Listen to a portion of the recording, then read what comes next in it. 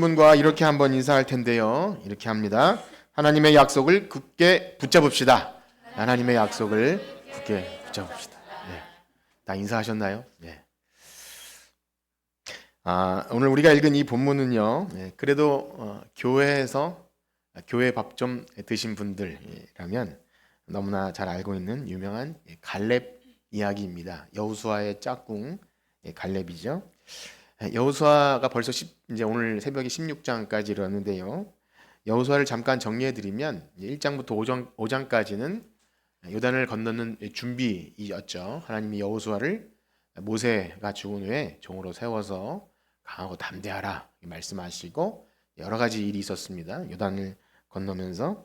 그리고 이제 5장에서 12장까지는 전쟁 이야기였습니다. 여리고성, 아이성, 남방 왕들, 북방 왕들 그렇게 다 전쟁이 마치고 이제 13장으로 넘어가면 땅 분배가 시작되는데요. 여호수아 14장에 이르게 되면 이제 여호수아와 이스라엘 군대가 하나님의 명령대로 가나안 땅 정복을 마친 후에 이제 제비를 뽑아서 요단 동편에서 이미 세 지파는 분배를 마쳤고 요단 서편에서 이제 9지파 반에게 분배를 해야 되는데 당시에 이제 85세 노장이었던 이 갈렙이 이스라엘 지도자 여호수아에게 나와서 이 산지를 내게 주소서, 유명한 우리가 찬양으로도 잘 부르는 그런 말을 하게 되죠. 먼저 땅을 요구합니다. 제비 뽑기 전에 먼저 땅을 요구해요. 갈렙이 말하죠. 저는 나이가 85세지만 아직도 싸울 수 있습니다. 그러니 그 견고한 성읍 또 거인 같은 안악 자손이 있어도 내가 그 땅을 싸워서 취할 것이니 그 땅을 내게 주세요. 그렇게 요구합니다. 그러자 이스라엘 지도자 여호수아가 오늘 읽은 본문처럼 갈렙을 축복하고 그 땅을 주게 되죠. 그게 이제 헤브론이라는 땅인데요. 그래서 이 산지를 내게 주소서 하는 그 주인공이 이 갈렙입니다. 우리가 교회 안에서 그 찬양을 저도 이제 좋아해 잘 부르는데 갈렙인 줄 알고 부르셨죠? 어떻습니까? 이 산지를 내게 주소서. 참 여러 가지로 귀감이 되는 내용인데요. 그래서 이 이야기를 가지고 참 믿음의 공동체인 교회에 참 이런 신실한 노인, 어르신이 있다는 것은 참 얼마나 귀한 일인지 은혜에 이르기까지 충성스럽게 제가 이렇게 굳은 일도 마다하지 않고 하겠습니다. 그런 어떤 후배들에게 본이 되는 어르신이 되는 것 그렇게 되기를 축복합니다. 그래서 이제 그런 적용이 있을 수 있고요.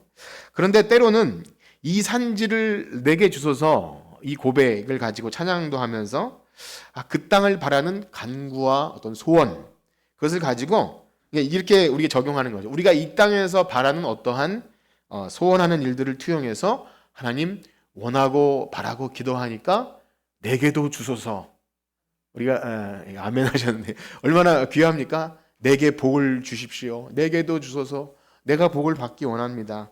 그래서 이러한 마음으로 이 산지를 내게 주소서 이렇게 찬양하지 않나 이런 생각이 됩니다. 좋은 건데요. 여러분 어떠십니까?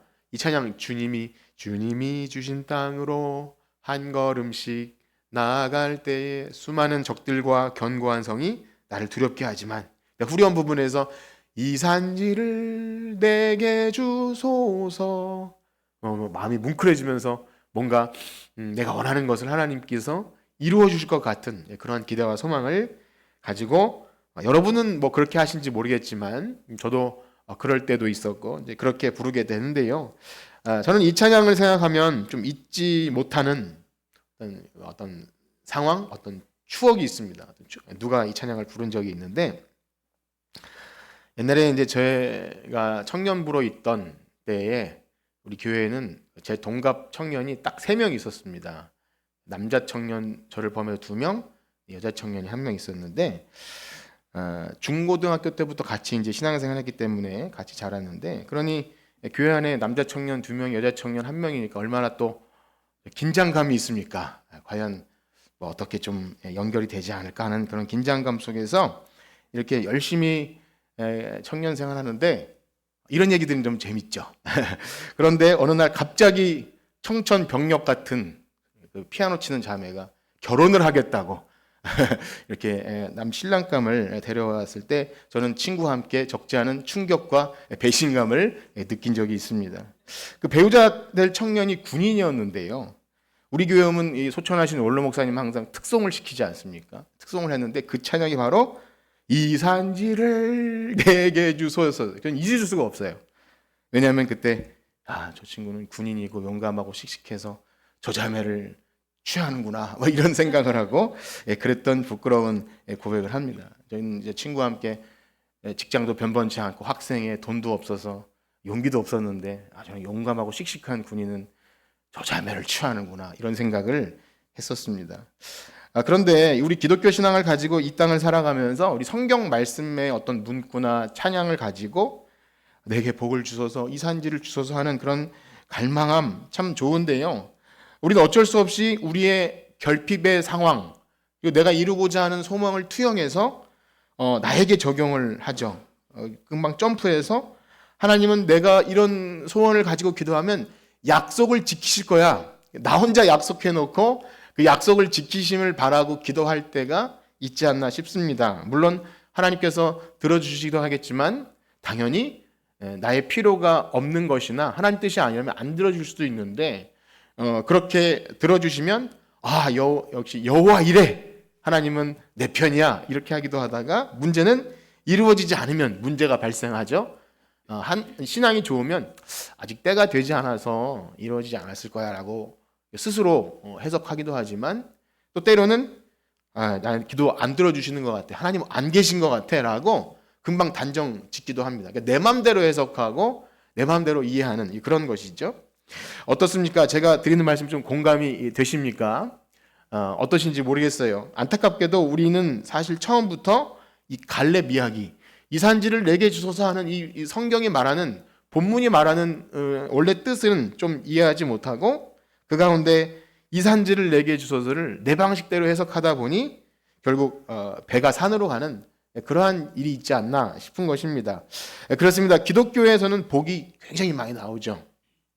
믿음의 조상들에게 약속하실 때 땅을 약속하시고 또 자손을 약속하시고 복을 약속하시잖아요. 얼마나 귀합니까? 그리고 그 언약을 신실하게 지키신 하나님을 통해서 그런 기대와 소망을 갖게 되죠. 내게도 복을 주소서, 나에게도 약속해 주시고 우리의 그런 현실에 유익한 것으로 금방 점프해서 나에게도 이렇게 하게 되면 기복신앙에 빠지게 되는 위험성이 있습니다. 진정한 복을 바라는 것 말고 세속적인 기복신앙은 굉장히 우리의 신앙을 병들게 할 수도 있고요. 우리 가지고 있는 기본적인 어떤 종교성에 의한 무속신앙이라 그러죠. 내가 이렇게 치성을 드리면 받는 방식, 그런 방식으로 하나님의 약속을 이해하게 된다는 겁니다. 그러나 우리가 성경에서 믿음의 조상들에게 언약하신 땅, 그다음에 자손, 복 이런 것들은요 단순히 이 땅에서 우리가 누려지는 부동산을 취득하는 것과는 차원이 다른 문제입니다. 물론 구약 시대에는 실제 땅과 자손과 또 하나님이 어디를 가든지 함께하는 그 하나님이 주권자 되심을 보여주셨지만 그것은요 우리가 이제 오후 시간에 말씀드리는 대로 하나님의 구원 계시가 점진적으로 발전해서 그 모든 약속들이 어디를 향합니까? 예수 그리스도, 예수님을 향해 나아가는 그 언약에 있는 것입니다. 그래서 하나님이 주시는 언약은요 그 당시에는 정말 땅이나 후손이나 어떤 나라나 또 왕이나 이런 것으로 성취화되지만 궁극적으로는 항상 우리를 구원하신 예수 그리스도를 향해 나아간다는 것. 조금 어려운 말씀을 드린 것 같지만 우리가 이런 정도의 그 언약, 하나님 나라 이 정도 틀을 갖고 있지 못하면 성경을 볼 때, 특별히 구약 성경을 볼 때 내가 원하는 방식대로, 즉 내 소견에 오른 대로 말씀을 이해하고 해석해서 금방 내 삶에 적용하려고 그래요. 가장 흔한 예가 내 시작은 미약하였으나 나중은 힘이 창대하리라. 식당 같은 데 보면 딱 붙어 있잖아요. 근데 그게 누가 한 말이라 그랬죠? 욥기에 나오는데 빌닷이라는 친구가 약간 비아냥거리는 쪽으로 욥에게 또 빨리 회개해. 그러면 나중에 복 받을 거야 하는 그런 취지였던 거예요. 물론 말씀이 어떻게 이해되어지냐에 따라서 그 사람에게 복이 될 수 있지만 성경의 맥락을 알지 못한 채로 나에게 유익한 대로 계속 적용하면 그게 이제 기복신앙으로 나아가게 되는 그런 것이 있습니다. 그래서 하나님이 원하시고 기뻐하시는 방식이 아니라 세상의 정욕, 안목의 정욕, 이생의 자랑을 가지고 말씀을 나에게 그렇게 적용하길 때 기독교 복음도 변질시키고 진짜 우리가 받아야 될 복들에 대해 놓치게 된다는 겁니다. 자, 그러면 우리는 이 갈렙 이야기를 통해서 어떤 교훈을 좀 얻어야 맞겠습니까?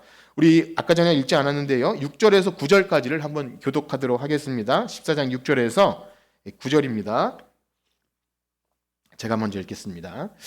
그때 유다 자손이 길갈에 있는 여호수아에게 나아가고 그니스 사람 여분네 아들 갈렙이 여호수아에게 말하되 여호와께서 가데스 바네아에서 나와 당신에게 대하여 하나님의 사람 모세에게 이르신 일을 당신이 아시는 바라.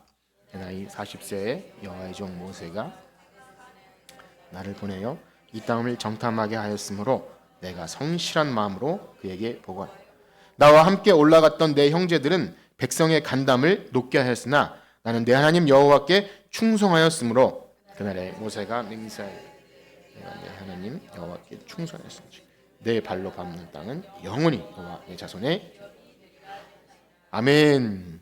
먼저 이제 갈렙을 잘 모르시는 분들을 위해서 갈렙을 잠깐 소개해드리면 갈렙은요 지금 우리가 읽고 있는 이 성경 여호수아가 있는 이 배경 가나안 땅을 정복하고 분배하는 이 배경보다 약 한 45년 전에 이 모세가 가나안 땅을 정탐하기 위해서 보낸 12명의 정탐군 중에 한 명이었습니다. 그때 이제 여호수아도 함께 가데스 바네아라는 곳에서 가나안 땅을 정탐했는데요. 그런데 그때도 역시 가나안 땅에는 이스라엘 민족과 비교도 안 되는 엄청난 거인과 같은 군사들, 이 아낙 자손은 우리가 이제 성경에서 골리앗을 생각하면 될 것 같아요.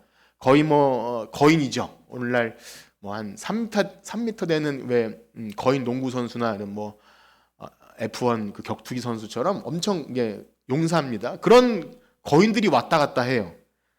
그리고 얼마나 적과 꿀이 흐르는 땅인지 포도송이를 장대에 껴서 성인 남성이 이렇게 들어야 돼요. 저는 이제 그게 솔직히 저는 그럴까 했는데 실제 이제 팔레스타인 지역에 그런 포도가 있더라고요. 인터넷에 검색하면 나옵니다. 어쨌든 그 정도로 비옥한 땅입니다. 그런데 그 땅을 정탐하는 이유가 하나님께서 너에게 줄 것이니까 넌 차지해라.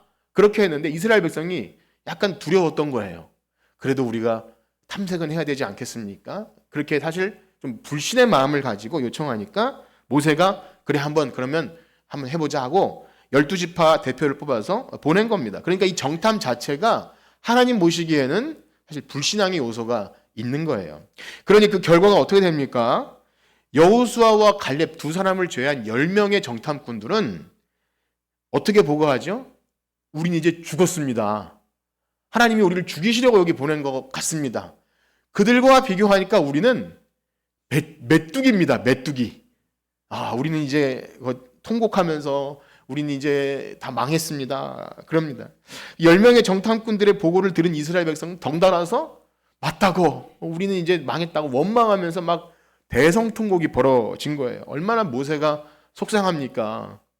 그때 이 여호수아 갈렙은 아닙니다, 여러분. 이 땅은 하나님께서 주신 땅인데 왜 이렇게 하나님께 반역합니까? 하면서 했던 말이 이런 말인데요. 우리 민수기 14장을 한번 같이 읽도록 하겠습니다. 민수기 14장 6절에서 9절입니다. 같이 한번 읽겠습니다. 시작. 그 땅을 정탐한 자 중 눈의 아들 여호수아와 여분네 아들 갈렙이 자기들의 옷을 찢고 이스라엘 자손의 온 회중에게 말하여 이르되 우리가 두루다니며 정탐한 땅은 심히 아름다운 땅이라. 여호와께서 우리를 기뻐하시면 우리를 그 땅으로 인도하여 들이시고 그 땅을 우리에게 주시리라. 이는 과연 젖과 꿀이 흐르는 땅이니라. 다만 여호와를 거역하지 말라. 또 그 땅 백성들을 두려워하지 말라. 그들은 우리의 먹이라. 그들의 보호자는 그들에게서 떠났고 여호와는 우리와 함께 하시느니라. 그들을 두려워하지 말라 하라. 지금 여호수아와 갈렙은 너무나 흥분했어요. 그 땅을 주신다는 하나님 말씀에 기대가 벅찬 반면에 또 이 백성이 이렇게 원망하는 모습을 보니까 막 옷을 찢었다고 하죠. 근데 이렇게 말해도 이스라엘 백성의 원망이 그치지 않고 이제 이 다음 절은 안 읽었지만 돌을 들어서 이 두 긍정적인 보고를 하는 여호수아와 갈렙을 돌로 치려 그럽니다. 하나님께서 너무 화가 나셔서 네 백성이 이제 못 들어간다. 너희들은 아무도 못 들어간다. 너희들이 정탐한 날 40일을 1년으로 쳐서 40년간 광야에서 방황하게 될 것이다. 그렇게 아주 너무 하나님께서 화가 나셨어요. 그렇게 뭐 모세가 기도하고 하는 그 모든 장면 속에서, 그런데 하나님께서 이렇게 말씀하셔요. 민수기 14장 24절인데요. 우리 다 같이 한번 읽어봅시다. 24절 시작. 그러나 내 종 갈렙은 그 마음이 그들과 달라서 나를 온전히 따랐은즉 그가 갔던 땅으로 내가 그를 인도하여 들리리니 그의 자손이 그 땅을 차지하리라. 아멘. 갈렙이 누군지 조금 이해가 되시죠? 갈렙은 진짜 온전히, 여기 보면 나를 온전히 따랐은즉, 참 신실한 종입니다. 갈렙의 이름이 개와 좀 관련이 있는데요. 참 충성스럽다는 뜻이신 것 같아요. 그런데 그렇게 40년이 지나고 나서 드디어 요단을 건너서 대략 한 5년 정도, 추측하기로는 한 5년 정도 정복 전쟁이 마치고 드디어 85세가 된 거예요. 85세가 된 그 갈렙이 아직도 정정하게 이 산지를 내게 주소서 요청하는 거예요. 여러분들에게 그런 은혜가 있기를 축복합니다. 우리 생각에는 갈렙은 참으로 충성스럽고 신실하니까 이 정도 요청은 할 만해. 헌신도 했고 하나님께서 그가 얼마나 충성스러운 종인지 인정했고 모세도 인정했고 당연히 여호수아는 그의 동기이고, 그래서 이스라엘 민족의 어른으로서 자기 지분을 요구하는 것이 얼마나 마땅한가 생각할 수 있을지 몰라요. 그가 좋은 땅을 먼저 요구했어도, 제비 뽑기 이전에 먼저 요구했어도 그렇지, 그 정도는 요구할 수 있지라고 생각할 수 있을지 모르겠습니다. 그렇다면 성경은 이렇게 생각될 수 있는 거예요. 인간의 어떠함, 그의 성실함, 신실함, 충성스러움이 크면 클수록 좋은 땅을 먼저 취할 수 있구나라는 어떤 대가로 생각될 수 있다는 것입니다. 그러나 우리가 성경 전체적인 맥락을 보면 인간의 어떠함은요, 그 땅을 얻는 조건이 되지 못합니다. 그 땅은 누가 약속하신 것이죠? 하나님이 은혜로 주시는 땅이에요.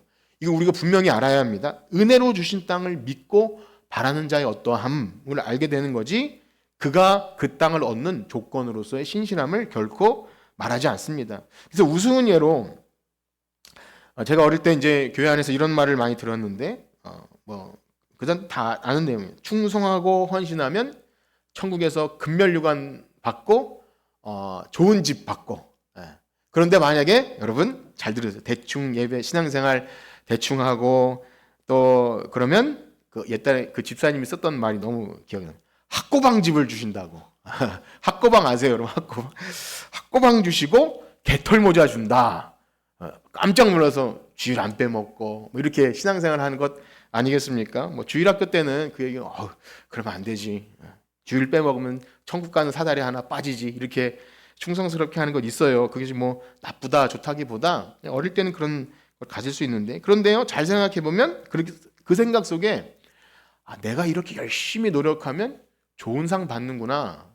물론 하나님이 상 주시는데 그런 차원이 아닙니다. 우린 다 상을 받지만 면류관 벗어서 어떻게 한다 그러죠? 주 앞에 드려요. 이거 내가 받을 것이 아닙니다. 그렇기 때문에 우리가 잘해서 받는 게 아니라 충성스럽게 하심도 하나님이십니다. 이렇게 하는 것이 우리의 참된 신앙인데요. 그런 면에서 우리는 값없이 주시는 구원, 은혜로 얻는 구원, 복음 얘기하다가 갑자기 이런 얘기 들으면 그래, 충성스럽게 열심히 하면 더 큰 땅 받아. 그렇게 말씀을 우리 방식으로 잘못 해석합니다. 물론 우리는 신실해야 합니다. 충성스러우셔야 되고요. 성실하셔야 되고 예배 시간에 말씀도 잘 들으셔야 돼요. 잘 들으시는 분이 믿음 생활도 잘하더라고요. 옆에 혹시 주무시면 깨워주시고 그러다가 개털모자 써 이렇게는 하지 마시고, 여러분 그렇습니다. 충성스러워야 돼요. 그런데 말씀드린 대로 우리가 만약에 얻는 구원, 하나님의 나라가 어떤 썩어질 것, 물질적인 것이라면 그렇게 말해도 될지 모르겠어요. 그런데 결국 그렇지 않습니다.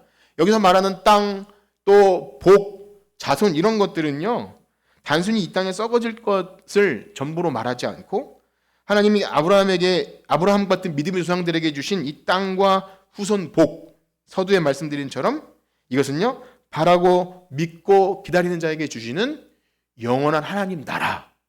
여러분, 이 나라 하면 무엇을 생각하셔야 되냐면 그 나라의 3요소, 국가의 3요소 뭐죠? 국민, 영토, 주권처럼 땅과 그다음에 후손, 백성과 하나님의 다스림, 주권, 그리고 그 나라를 통해 흘러나오는 복, 이 모든 것들은요 하나님 나라를 예표하는 거예요. 하나님 나라, 그리고 그 안에서 누려질 영원한 생명. 그래서 이 약속을 기다린다는 것은요 바로 예수 그리스도를 기다릴 수밖에 없어요. 우리 주인 되신 예수 그리스도, 영생의 소망, 예수 그리스도 안에 얻게 되는 영생의 소망을 보셔야 합니다. 그렇기 때문에 우리는 이 갈렙이 자신이 그렇게 충성스럽게 헌신했기 때문에 어떤 것을 요구할 때 약속을 믿고 요구하는 그가 요구하는 땅이 어떤 땅인지를 살펴보면 갈렙이 요구했던 것은 내가 이렇게 헌신했으니까 내가 먼저 취하겠다, 이 개념이 아니라는 것을 우린 알 수 있게 됩니다. 과연 약속을 믿고 그 약속대로 바라는 그 성도의 태도, 기도하는 자의 자세가 어떤 것인지를 알게 되는데요. 오늘 갈렙이 요구한 땅이 어떤 땅이라 그러죠? 우리 12절과 13절을 한번 같이 읽겠습니다. 12절과 13절 시작. 그날에 여호와께서 말씀하신 이 산지를 지금 내게 주소서. 당신도 그날에 들으셨거니와 그곳에는 아낙 사람이 있고 여호와께서 나와 함께 하시면 내가 여호와께서 말씀하신 대로 그들을 쫓아내리이다 하니 여호수아가 여분네 아들 갈렙을 위하여 축복하고 헤브론을 그에게 주어 기업을 삼게 하매. 아멘. 이 두 절에도 설명할 것이 너무나 많이 있지만 지금 주목하는 것은요 갈렙이 요구한 땅이 이름이 뭐라고요? 헤브론입니다. 헤브론. 따라해 봅시다. 헤브론. 헤브론 정도는 기억하세요. 헤브론은요 사실 후에는 다윗이 거기서 기름 붓고 왕이 된 땅이기도 하고 예루살렘 성전이 되기도 하는 아주 유서 깊은 땅이에요. 아브라함과 사레가 묻힌 굴이 있기도 하고 또 거기가 아무튼 예루살렘 바로 옆에 있는 참 유서 깊은 땅입니다. 그런데요 그 당시 여호수아 당시에 제비 뽑을 때는 사람들이 제비를 뽑을 때 좋은 거 뽑기를 원하잖아요. 그런데 제발 이 땅만큼은 안 뽑혔으면 하는 땅이 헤브론인 거예요. 왜 그렇습니까? 우리가 지금 읽은 것처럼 그 땅은 거인과 같은 아낙 자손이 설치고 있는 땅이에요. 크고 견고한 성읍입니다. 그러니까 정말 그 땅을 취하려면 피 흘릴 각오로 싸워야 돼요. 아주 그냥 엄청 만신창이가 될 정도로 싸워서 왜냐하면 다른 지파들은 쫓아내지 못한 족속들도 있거든요. 그러니까 정말 어려운 땅입니다. 문제는 그렇게 해서 취했다 한들 그 땅의 어떤 산지이기 때문에 농사 짓기는 어렵습니다. 적합하지 않아요. 오늘날 어떤 부동산 투자 가치로 얘기한다면 아무도 투자하지 않는 어떤 산골짜기에 있는 맹지 같은 거예요. 어떤 기획 부동산을 할 때 땅을 샀는데 맹지 있는 뭐 이런 경우인 겁니다. 아무도 돈으로 투자하지 않는데 속아서 살 수 있을 정도. 그러니 이 갈렙이 85세가 돼서 한번 생각해 보세요. 85세가 돼서 나는 아직도 싸울 수 있습니다 하고 막 열심히 나가서 그 요구한 땅이 헤브론이라는 땅을 생각해 보면 그 옆에 있던 유다 지파나 그 가족들, 특히 그 아내가 어떻게 생각했을까요? 이 영감이 노망이 나서 이제 집에서 편히 쉬어도 되는데 나가서 싸운다고 하질 않나? 그 자기의 모든 그 이제까지 쌓은 공력과 명예를 걸고 그 필요 없는 땅을 달라고 하니 집에 가면 엄청 깨질 판일 수도 있는 거야. 이 영감이 노망이 난 또 얼마나 답답할까요? 그러니 이 세상의 가치로 따지면 저렇게 모세에게 충성했고 하나님 보시기에도 충성스러웠는데 저 정도 요구가 아니라 더 큰 것을 요구해도 아무도 좀 뭐라고 하지 않을 만큼 참 그런 자격을 갖춘 그가 왜 이런 바보 같은 요구를 할까? 이 헤브론을 요구할까? 우리는 그것을 좀 생각해 봐야 됩니다. 놀라운 사실은요. 그 헤브론을 점령하게 되자 성경이 뭐라고 말하냐면 우리 15절 말씀 한번 같이 읽어보겠습니다. 15절입니다. 시작. 헤브론의 옛 이름은 기럇 아르바라. 아르바는 아낙 사람 가운데서 가장 큰 전쟁이 그쳤더라. 맨 끝에 뭐라고 써 있죠? 그리고 그 땅에 전쟁이 그쳤더라. 이게 뭘 의미할까요? 그런 거예요. 지금 가나안 땅 전쟁이 거의 마무리됐지만 이게 헤브론이 점령이 되어야 전쟁이 끝나는 거예요. 이거 뭐가 그렇게 중요할까요? 갈렙에게는요, 아직 전쟁이 끝나지 않은 상황은 하나님의 약속이 아직 이루어지지 않은 상태라고 여겼던 거예요. 약속을 소중히 여겼던 갈렙은 하나님의 약속이 속히 이루어지기를 평생을 바라고 소망했던 사람인데 아직 이 헤브론이 점령이 안 됐으니 이 산지를 내게 주소서. 제가 하나님의 약속을 성취하는 그 일을 하고 싶습니다. 이런 소망과 열망을 가진 겁니다. 왜냐하면 이스라엘 백성들이 하는 전쟁은요, 전쟁을 위한 전쟁은 아니에요. 하나님이 그 땅을 주시기로 했는데 거기에 어떻게 보면 우상 섬기는 패역한 족속들, 하나님을 멸시하는 자들이 있기 때문에 그걸 몰아내라. 어떻게 보면 이 영적인 죄를 없애는 어떤 상징적인 의미가 있기 때문에 그것이 있어야 그 땅을 받게 되는 겁니다. 그런데 아직 못 쫓아냈다는 것은 하나님의 약속이 온전히 성취가 안 됐다는 거죠. 그러니까 그 약속을 바라고 소망했던 자는 어떻게 하면 그것을 이룰까? 노력도 하고 또 고민도 하고 내가 어떻게 하면 내가 가진 권리를 가지고 약속을 이룰까? 이런 마음이 있었다는 겁니다. 여러분들에게도 그런 은혜가 있기를 축복합니다. 갈렙에게 있어서는요, 이 헤브론이라는 땅이 자기의 필요와 유익을 따라서 내가 저 땅을 취하면 농사도 잘 짓고 나중에 팔면 좋은 값으로 팔 만한 어떤 부동산 투자가 아니었던 거예요. 오늘날로 따지면 투자하기 좋은 역세권, 뭐 숙세권도 있고 오늘날 초세권이 따르더라. 초세권 뭔지 아세요? 초등학교 옆이 있고 또 여러분 모르겠습니다. 어쨌든 그 지하철역 가까운 5분 거리, 실제로 걸어가면 한 15분 걸리는데도 다 역 가운데, 그리고 우리 교회 옆에도 지금 재개발되지 않습니까? 사람들이 좀 부끄럽지만 목사님 거기는 이제 미래가 있다고 뭐 그런 얘기를 해요. 사실 부끄러운 거죠. 예, 거기 사람이 살 때도 못했는데 뭐가 있으면 달라지겠습니까? 그러니까 우리 인간의 생각은 어떤 노른자, 그다음에 투자 가치를 가지고 평가하게 되는 것이 있습니다. 그래서 그런 측면으로 보면 이 헤브론은요 정말 가치 없는 땅인데, 그런데 그 주시기로 한 약속한 땅인데 이 산지를 내게 주소서. 이제 이 산지를 내게 주소서 하는 의미가 좀 많이 달라졌죠. 이 찬양 안 할 수도 있을 것 같아요. 가치 없는 땅.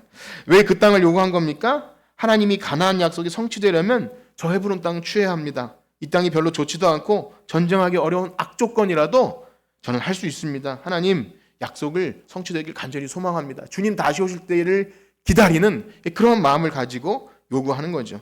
이것이 바로 조상들에게 주신 언약을 소중히 알고 그 언약의 의미를 바로 알아서 그 땅과 후손과 그 복, 이것들이 이 땅에 썩어질 것이 아니라 이 땅을 통해서 하나님이 보내신 메시아가 오시겠구나, 이런 소망함들이 그 안에 있던 것입니다. 그래서 단순히 내 필요를 위한 열심을 위한 간구가 아니었음을 알 수 있죠. 제비를 뽑아야 되지만 먼저 요구한 자기의 권리를 다 투자해서 얻은 거예요. 그러니까 어떻게 생각하면 제비를 뽑아야 되는데 순서를 이렇게 바꿨기 때문에 자기의 모든 명예를 걸어버린 거예요. 이제까지 수고한 것들을 다 걸어서 가장 쓸데없고 필요한 것을 얻은 겁니다. 그러니까 우리 인간의 측면에 보면 얼마나 가치 없는 일에 투자를 한 것입니까? 어떻게 보면 낭비고 허비인 거죠. 하나님이 이루실 것을 믿고 내가 할 수 있는 일을 최선을 다해 감당하는데 그것이 이 성도의 자세이고 때로는 그것이 허비입니다. 그런데요, 진짜 약속을 소망하는 사람들은 이미 얻었다 함도 아니라 온전히 이루었다 함도 아니라 계속해서 달려나갑니다. 그래서 그 약속을 이루기 위한 우리의 그 성도의 삶, 그러니 우리 신앙인들이 기도하면서 무엇을 구할 때 겉보기로는 별 차이가 없을 수 있어요. 저 사람이 기도하는 거, 얻고자 하는 것, 이 사람이 구하면서 얻고자 하는 것이 내 방식대로 잘 포장돼서 내 꿈인지 하나님 꿈인지 구별이 안 될 수도 있어요. 그러나 하나님은 우리의 중심을 아시기 때문에 우리가 이 산지를 내게 주소서 하는 그 속에 정말 하나님의 약속을 향한 그런 소망과 갈구인지 혹은 내 이기적인 욕망이 투영된 것인지 우리는 잘 분별해야 합니다. 하나님은 중심을 보시기에 결국 하나님을 속일 수가 없어요. 이 가나안 전쟁은 단순히 땅 따먹기 싸움이 아니고 썩어질 부동산을 취하는 싸움이 아니라 언약이 성취됨, 하나님의 뜻이 이 땅에 이루어지는 거룩한 열망들이 있는 것입니다. 그런데 우리가 갈렙의 요구 가운데 기억해야 할 사실은 이 싸움을 싸우게 될 때 손익계산서를 따져보면 안 된다는 거예요. 사실은 시작부터 하지 말아야 될, 내가 이렇게 충성하고 헌신하면 내게 좋은 것을 주실 거야 라는 그런 기대, 그러한 마음으로 신앙생활을 하면 문제가 발생합니다. 하나님이 원하시고 기뻐하시는 것이 무엇인지를 생각할 때 한번 따라해볼까요? 내게 손해가 있을지라도 하겠습니다. 여러분 그렇게 할 수 있을까요? 주십시오. 하나님, 내가 손해가 날지라도 이 약속을 따라가겠습니다. 그렇기 때문에 약속을 바라고 살아가는 성도들에게는요, 이 갈렙이 요구한 것처럼 현실적으로는 아무런 쓸데없어 보이는 헤브론 땅, 즉 옆에 있는 사람도 보기에 뭐 저런 걸 가지고 그렇게 애쓰고 간구하나 할 정도의 어떤 비효율적인 낭비, 그런 것이 기독교 신자들에게 있는 것이죠. 잘 생각해 보면요, 그야말로 세상이 말하는 효율, 그런데 그것은 세상이 말하는 거예요. 세상이 말하는 어떤 가치, 투자 가치, 효율성, 그것은 그야말로 세상이 말하는 것이지, 믿음의 시각으로 바라보면 그건 진리일 수 없어요. 어떤 모든 기준이든지 세월이 지나면 그때는 그게 최고였지만 어느 날 갑자기 돈도 종이 쪼개기 될 수 있는 것이고, 어쨌든 우리가 이 땅에서 이것이면 산다 라고 하는 건 결코 선일 수 없고요, 하나님의 뜻과는 무관할 수 있다는 것이죠. 그렇습니다. 그런 면에서 교회는요, 우리 기독교 신앙은 세상의 시선으로 봤을 때 너무나 비효율적인 일이 많습니다. 뭐 그렇게 해야 되나 싶은 것이 있고, 손해보는 일도 있고요, 가치 없어 보이는 일을 위해 투자할 때도 있어요. 그런데 그 대표적인 것이 무엇입니까? 그리스도의 십자가죠. 여러분, 십자가를 한번 생각해 보세요. 왜 하나님이, 그 왕이신 하나님께서 그 낮고 천한 이 땅에 오셔서 그 저주스러운 십자가를 지셔야 합니까? 얼마나 비효율적인 일이에요. 가치 없는 일이죠. 우리와 같이 무가치한 인생을 구원하시려고 하나님의 아들이 이 땅에 오심은 그 어떤 것과도 비교할 수 없는 비효율적이고 허무한 억울한 일이기도 하고, 참 세상 사람들이 보기엔 조롱거리밖에 안 되는 일입니다. 놀랍게도 교회의 상징이 뭐죠? 십자가죠. 교회의 상징이 십자가라는 것은 역설적인 것입니다. 그러나 그리스도의 미련한 십자가, 사람들은 조롱하는 십자가가 우리를 살리신다는 놀라운 사실. 그래서 그 은혜로 구원받은 사도 바울이 그의 그 전도의 열정에서 마지막에 예루살렘을 향하여 가겠다 했을 때 사람들이 말려요. 에베소 교회 장로들과 성도들이, 여기서 바울 사도님 여기서 큰 목회하시고 신학교도 세우고 이렇게 하시면 은퇴하면 되지 않습니까? 아니, 예루살렘으로 가겠다. 다 말려요. 거기 가면 결박당하고 분명히 감옥에 갇히고 죽게 될 것인데 왜 그렇게 하십니까? 말려도 끝내 그 길을 가는 것은요, 비효율적입니다. 이 세상의 가치로 따지자면 왜 그렇게 할까라는 것이 있어요.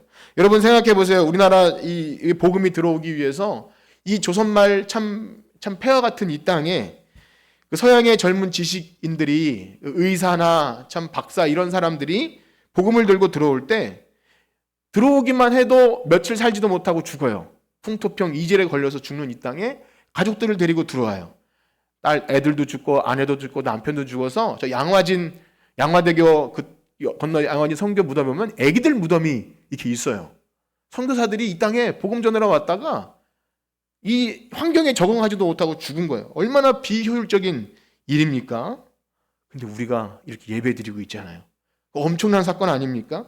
전에도 한번 말씀드린 적이 있는데 1950년대 미국의 시카고의 유명한 휘튼 대학을 수석으로 졸업한 인재 짐 엘리엇이라고 하는 그 선교사가 인재잖아요. 그런데 할 수 있는 일이 얼마나 많습니까? 비행기를 타고 친구들과 그 에콰도르에 있는 아마존 부족을 선교하러 갔다가 복음도 전하지 못하고 창에 찔려 다 죽습니다.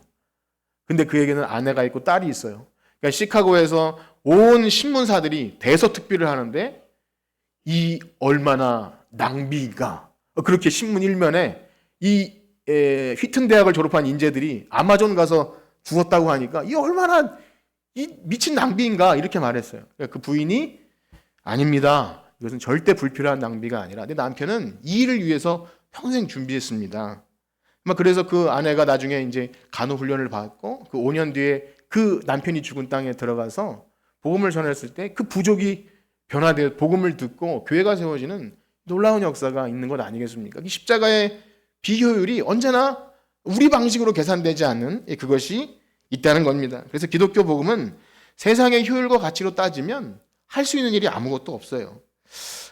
그런 가장 고귀하신 하나님의 아들이 가장 낮고 천한 이 땅에 온 것은 세상에서 가장 비효율적이고 어리석은 일. 그래서 십자가의 도가 멸망하는 자들에게는 미련한 거예요. 왜 저런 미련한 십자가를 지나? 그런데 구원 얻는 우리들에게는 하나님의 능력인 줄 믿습니다. 우리는 그런 삶의 방식을 살아요. 그것이 약속을 기다리는 자들이죠.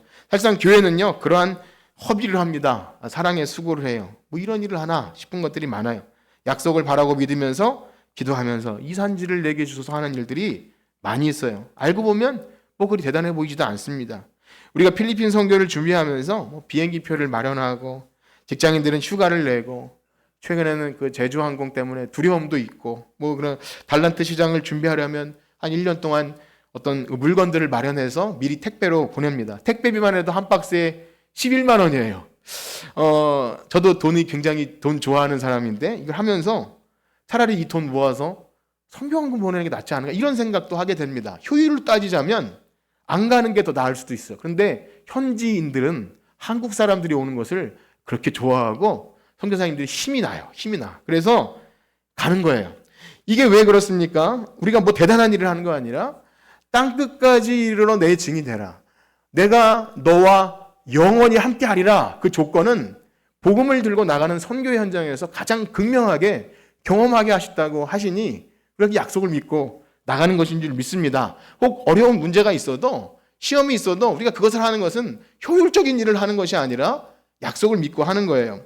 사랑하는 성도 여러분, 우리가 교회 안에서 누군가에게 내 시간을 내어주지 않습니까? 때로는 불편해 보이지만 관심과 사랑을 줘요. 그가 원치 않아도 그렇게 했을 때 굉장히 무한함을 느끼기도 합니다.